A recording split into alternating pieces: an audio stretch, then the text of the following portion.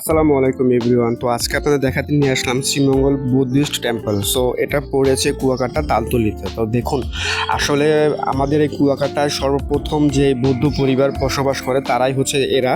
তো সর্বপ্রথম ওনারা রাখাইনরা যখন যুদ্ধ হয়েছিল মানে মায়ানমারে, তো তখন তারা নদীপথে আমাদের এই কুয়াকাটা দিয়ে ঢোকে। তো তারপরে ঢোকার পরে তোরা এখানে বসবাস করে। তো বসবাস করতে করতে তারা আজ এখানে একদম পুরো স্থায়ীভাবে হয়ে গেছে।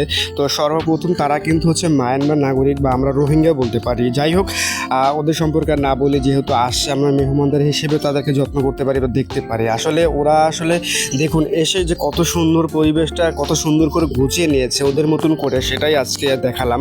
বা ওদের যে সুন্দর একটা মন্দির করেছে এখানে সেটাই দেখালাম। তো আসলে ওরা খুব ভালো মনের মানুষ হয়, আবার খুব খারাপ মনের মানুষ হয়। আসলে ব্যক্তিগতভাবে ওরা নিজস্বভাবে চলতে খুব পছন্দ করে, কারণ ওরা তো হচ্ছে বৌদ্ধ জাতি, ইভেন হচ্ছে ওরা হচ্ছে অন্য দেশের মানুষ। তো আসলে বাংলাদেশের মানুষ আমরা ভালো বলেই তারা তাদের স্বপ্ন বা তাদের সাথে সাপোর্ট দিয়ে আমরা চলে আসছি। তো আসলে আমরা বাঙালি হিসেবে বলতে পারি আমরা কাউকে ক্ষতি করি না। তো যাই হোক, জাস্ট খালি উপভোগ করুন আর দেখুন, আপনাদের জন্য এরকম ভিডিওটা নিয়ে আসলাম। তো আসলে ওরা এখানে এসে এত সুন্দর করে এভাবে স্থায়ীভাবে হয়ে যাবে সেটা আসলে না দেখলেই নয়। তো আপনাদের কাছে ভিডিওটা কেমন লাগলো আর কেমন লাগছে কথাগুলো সেটা কমেন্টে জানান।